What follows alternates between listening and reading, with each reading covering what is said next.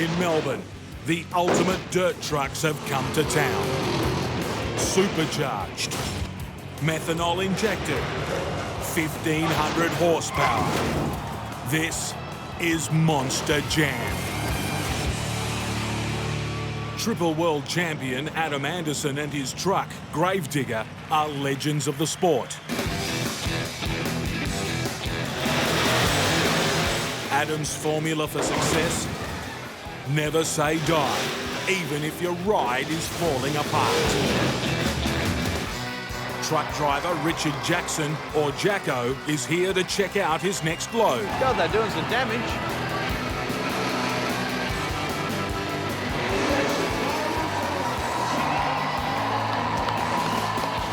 Tomorrow, Jacko's taking Gravedigger and Adam to the next big show. Got to move Gravedigger through to Sydney, and Adam's coming on board in the truck with me. We had a great night. We won some racing. We trashed the truck. Now I get to experience some Aussie trucking and heading up to Sydney to the next Monster Jam. Moving day, and the work needed on Gravedigger couldn't be clearer. While the other Monster Jam trucks still look like Monster Jam trucks, Gravedigger is just bare bones. First job for the pit crew, ready it for the road. Head mechanic Bobby Powers gets Gravedigger down to a more manageable size.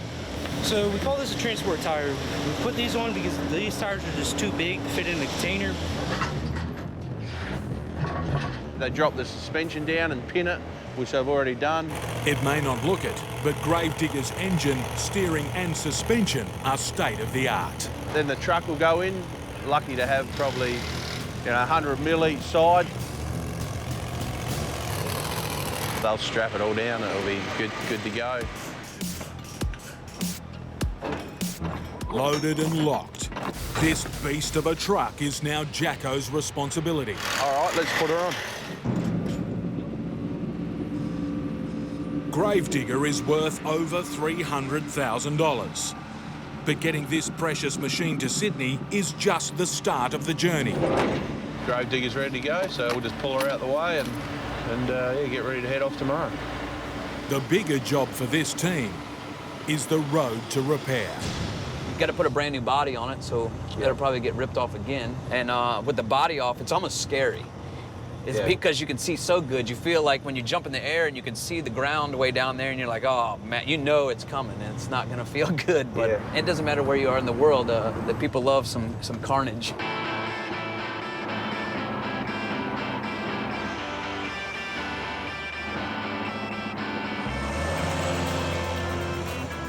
Adam's anxious to get to Sydney to start the repair job. But after 4 hours, they're still less than halfway. Man, already 2 o'clock and we're not even barely there. Just about to go to Victoria into New South Wales, so at least we'll be in the right state.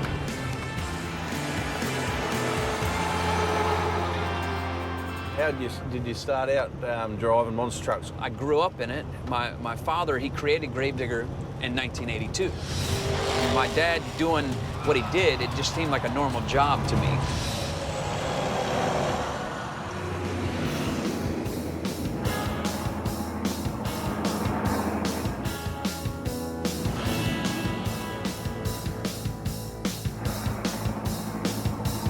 After 10 hours on the road, Adam and Jacko are approaching the bright lights of Sydney. This is it, mate. We made it. We've made it. It was a long night of driving. Finally got the truck here. There's a lot of work to be done. The crew's chomping at the bit to get it out. We're getting ready to swing these doors open and see what the truck's looking like and see how much work we have left.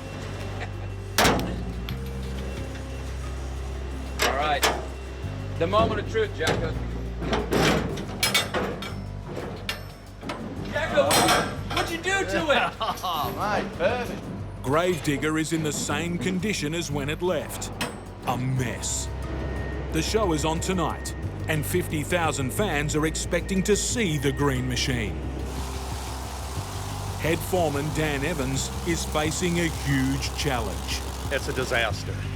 We are in a time crunch, and we will work as late as it possibly takes to make sure the Gravedigger is ready for the Monster Jam show here in Sydney. That truck has to be in #1 condition.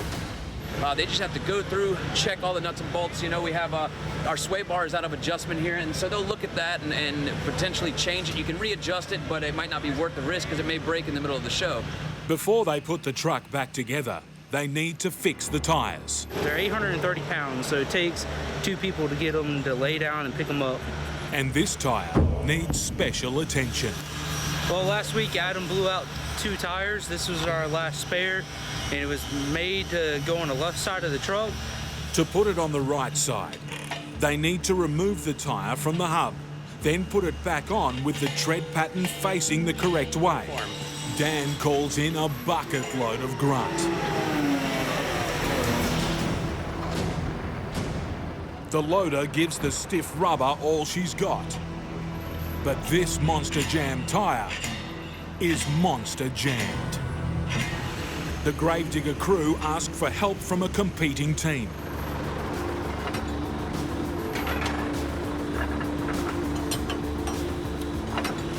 Get some penetrating oil, let's get some slick on it.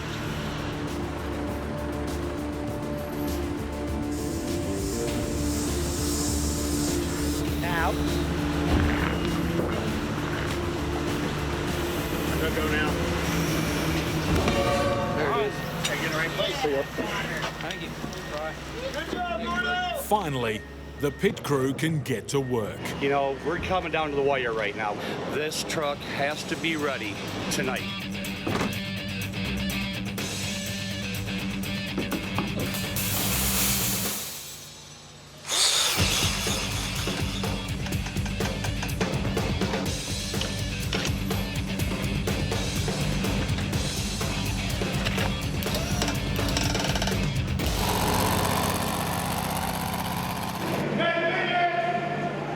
It's showtime.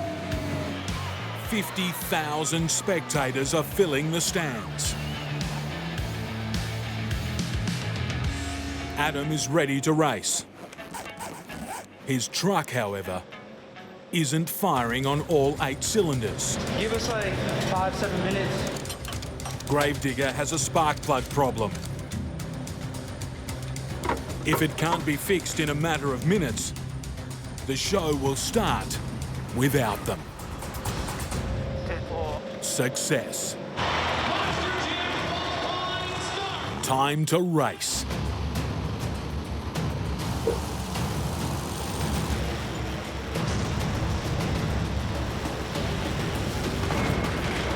It's amazing Gravediggers here, considering the way it finished in Melbourne. First test, the time trials.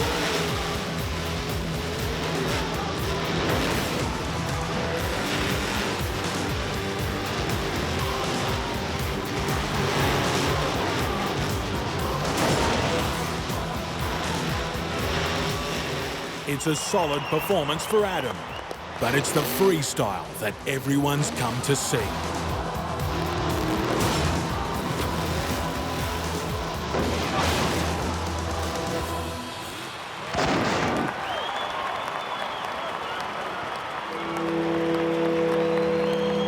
Adam and Gravedigger are up.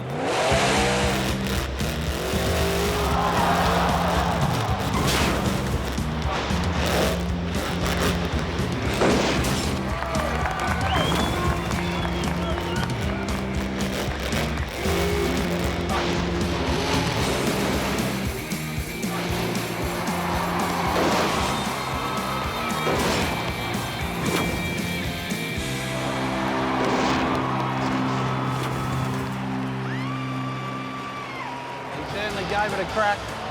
I reckon if he would have kept her on the mat, he would have pulled it off, I reckon. They haven't won, but for Adam, Jacko and the team, just getting here has been a monster effort. In Australia, 3/4 of freight is hauled by trucks, more than 500,000 of them, pulling 5 million tonnes a day. And the loads don't come any bigger than this massive dump truck. Fully loaded, they can weigh up to a huge 700 tonnes, double the weight of a 747 jet. Driving the biggest thing on the road comes with huge pressure. Only the best of the best can cut it. One of those is Danny Watts. At the moment, she's got a hell of a lot of weight on her. This time, Danny's making money getting this monster out to a Queensland mine site.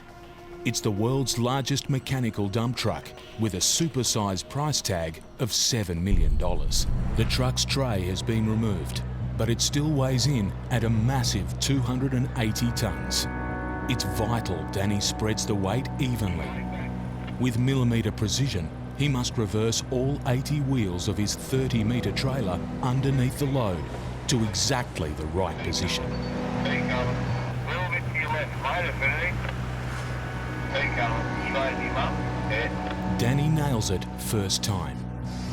Next, he needs to raise his hydraulics to take the full weight of the truck. And what the boys are going to do now, they're actually going to let the front suspension down.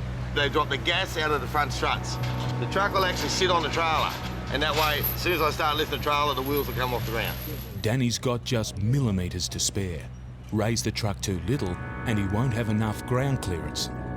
Too much, and he risks hitting high voltage power lines. All right, we'll start lifting it. Once the suspension is lowered, Danny prepares to take the strain. An equipment failure would spell disaster. We'll blow a hydraulic hose here, have it in the air, and it'll just drop. So, fingers crossed. At 280 tonnes, his trailer's taking the weight of 250 family-sized cars. You notice I'm getting a hell of a lot of weight here. These tyres are going half flat. That should come off the ground any minute now. He's pushing his trailer to its limit. She's got a hell of a lot of weight on her.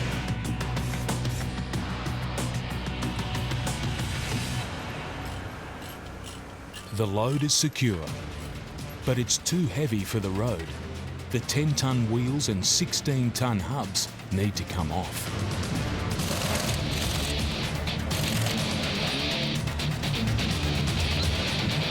At $40,000 a tyre, it's an expensive pit stop.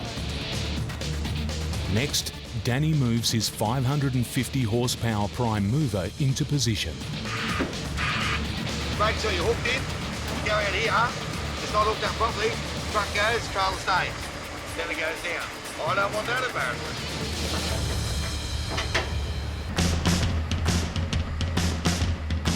Just after 1:30 a.m, Danny Watts begins his 180-tonne delivery. Righto, Connie.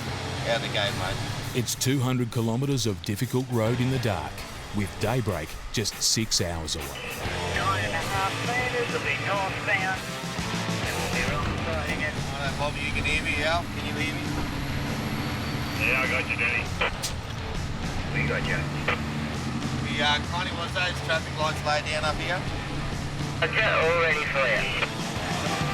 First, Danny needs to make a tight turn through a narrow intersection. He'll drive on the wrong side of the road to swing left, while his team clear the traffic ahead. I can't have anything on the highway because I've got the whole road. We ready to come straight out there, boys? Yeah, keep going. One little one stop clear. We've got one car and we'll be able to get here. Wasn't so wide here. We had to lay the traffic lights down.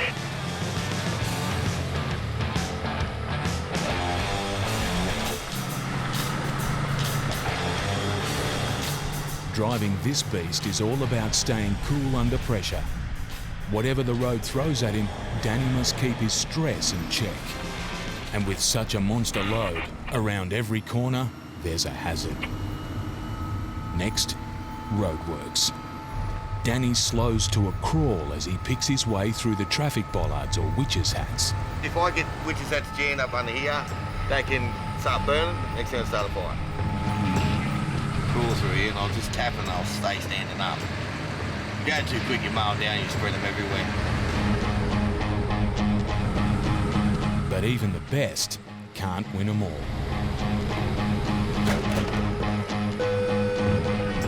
Next, there's a section of hard barriers. Danny's running out of room fast. I'll just slow right down, crawl through. Am I going down the right hand side, Bobby? One mistake and his $7 million load could be stuck fast. Gonna get ugly here in a minute. Dude, there's a big spark. It blow every tire on this truck. They can stuff that machine in the back.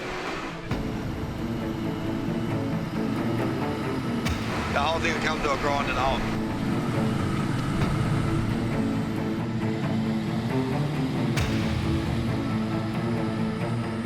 One down, but the next cable isn't far ahead. Danny's pilots race to get into position. Where you go? Like you stole a bloody push bike, that kid. See, he's got his stick lit up well. I just seen the wire bend then. Danny slows to walking pace as 10,000 volts buzzes above him.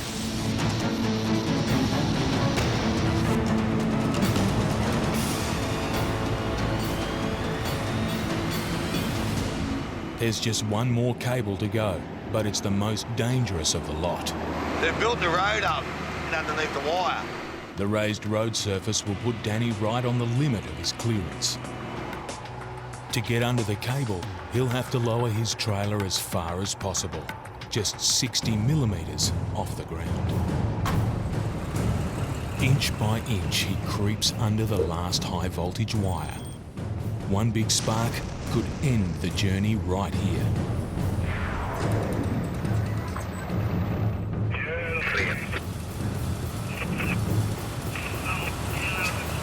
It's clear. Having scraped through, Danny needs to raise his trailer and get underway fast to make up lost time. Go on, old girl. But there's a problem. His hydraulics are dead. No, she's not going to do it today. She's shit herself today. He's going nowhere. Danny needs to fix the hydraulics on his 80-wheel trailer quickly. Time's ticking away.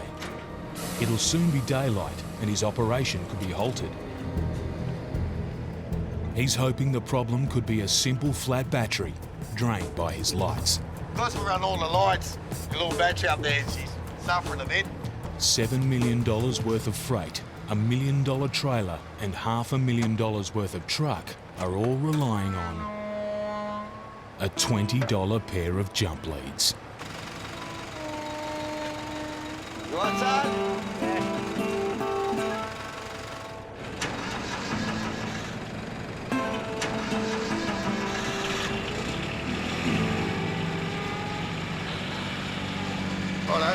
Righto, we're right to go again, let's all go.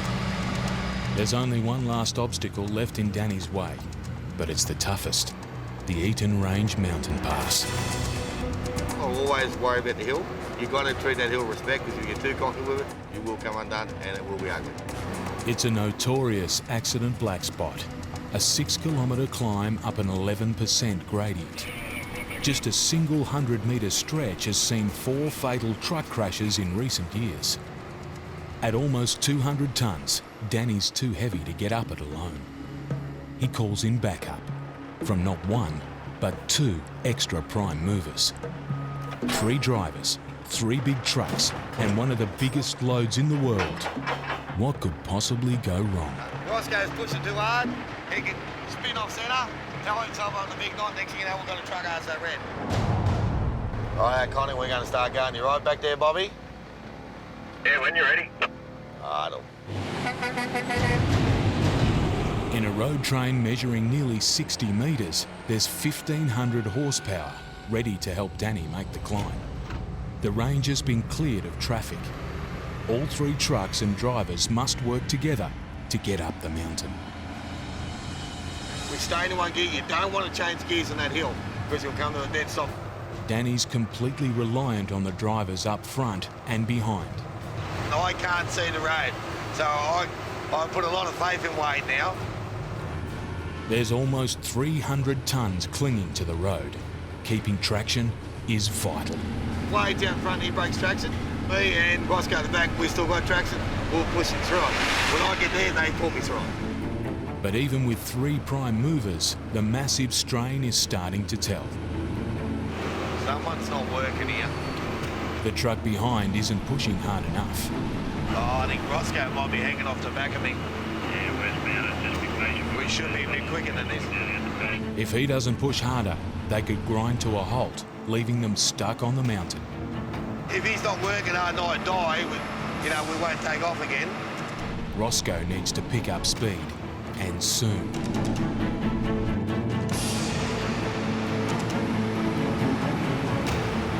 He's kicking in there.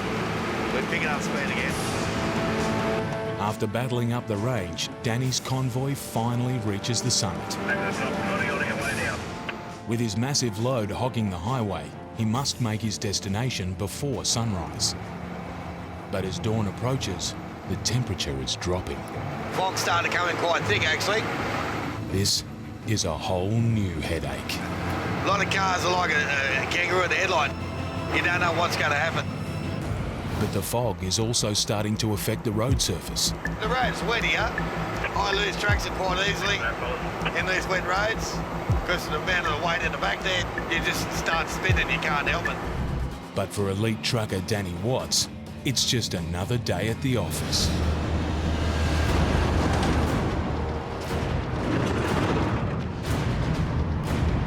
In the dense woodlands of southeast Australia, One of the hardest driving jobs anywhere in the world. a new logging season is about to begin. For 32-year-old Brett Robin, the next few days will test his skill behind the wheel to the limit. It's Brett's job to move a series of huge machines deep into a mountain forest. Without them, the season can't begin. When you start stressing, that's when things go wrong. For 5 generations, the Robin family have worked these renewable forests. Everything's an 80-year cycle. Once we harvest it, they generally burn it and regenerate it. And it's grouse to be able to go back and harvest and regenerate areas my grandfather and great-grandfather have done. I hope my kids get to do it too. With the start of a new season, Brett is hoping for good weather. But recent forecasts bring bad news. Heavy rain is due. If it hits, he won't be going anywhere. We're not allowed in and out of the bush when it's wet. They're not the types of days you want to be driving a truck on the road anyway. If Brett can't deliver the goods, a multi-million-dollar logging operation will grind to a halt. Yeah, we can't start harvesting or hauling until we get the machines in the bush. We've got a short time frame. We want to get into it. To survive here, it takes a very special trucker.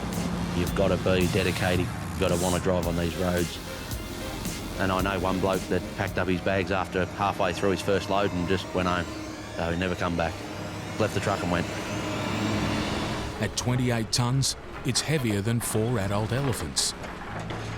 When he's driving it up on the float, he's blind on one side. I guide him on, that way a couple inches.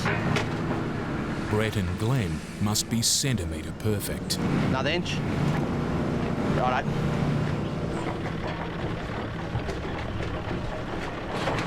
Next, Brett must chain the excavator to his trailer. But today, he's in for an unpleasant surprise. It's good when you turn up after you've asked the blokes to bloody dig it out, and then you turn up here and it's still full of mud.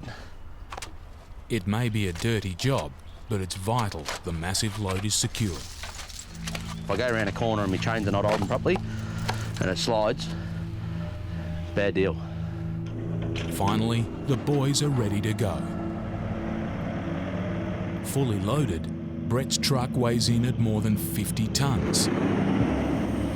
At 30 metres, it's twice the length of a London bus. With a steep descent and more than 20 hairpin bends to negotiate, it's a supreme test of Brett's driving skill. There might be something on the road that, you end up moving around at that 6 inches, and that 6 inches can be enough that'll put you over the bank. In the middle of a forest, there are hazards around every corner. Driving along 1 minute and you'll be good as gold, and then you'll come along a soft spot from where the water's sitting underneath it. Oh. Too close to the soft spot, could end up sinking and tipping the truck over.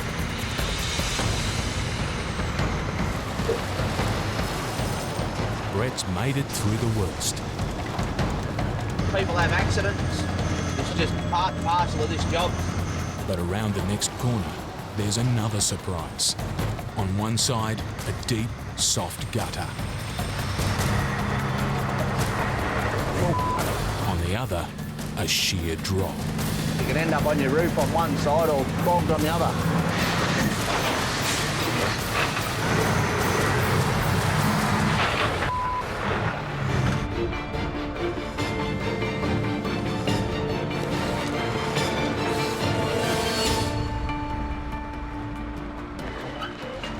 Finally at his destination, Brett can unload the urgently needed excavator. But after losing time cleaning his freight, he has another problem. Things are taking us a little bit longer than what they should have. So now we're going to have to chance the rain. The winter break has been a lean time for the family firm. We've had 5 months off because we finished our quota early, so we're sort of really keen to get the machines back in the bush before this storm hits. More delays could cost them big money. Brett's truck is already struggling to cope in wet conditions. If more rain comes, he could get bogged. He's picking up a 20-ton digger. At 4 metres wide, Brett will have to extend his hydraulic trailer to get it on board. But there's a problem. It isn't budging. Oh, the bloody float won't widen out. Shits. With dark clouds gathering, Brett puts in a call to his mechanic. It's jammed up hard, like it's actually got heaps of pressure on it. Yeah, righto. All right, we'll give that a go. The mechanic thinks a locking pin may have slipped back into place. It should be an easy fix. But under the trailer, There's no pin on this side. there is no locking pin. It's back onto the phone for plan B. Yeah, there's no pin on this side. Brett's only got one option. Use the excavator to force the trailer open.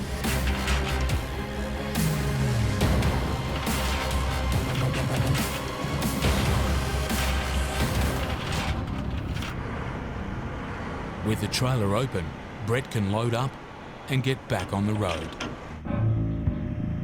He's heading for a forest 60 kilometres away at the end of another narrow dirt track. Better suited to 4x4s, it's not a journey for the faint-hearted. My wife come for a ride first time ever in a truck, and this was the road we come along. Down here where you look over the bank, probably, if you don't like heights, you come down here, it's the last time you've ever been in a truck. Up ahead is a notoriously tight hairpin. Brett must play a balancing game to get around it. There's both sides of the road stop because it's a big soak that comes down here in like a spring. To stop his truck from sliding down the steep bank, You only get one go at this corner. Brett needs to place his front tyres as far over to the right as he dares. Push too far and he'll bog the truck in thick mud.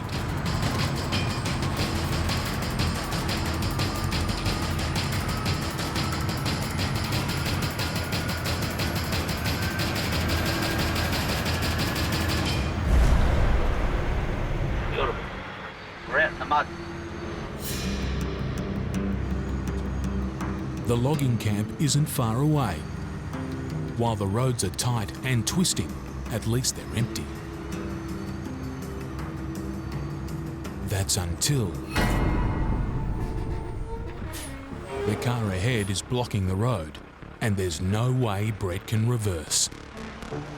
Confronted with a 30-metre-long, 50-tonne truck, the driver has frozen. Brett can't move over any further. Last thing you want to do is risk moving over that extra foot and being down over the edge, which has happened quite a few times.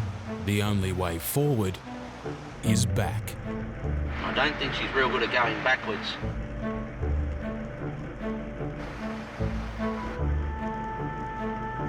It's a minor delay, but daylight's running out fast.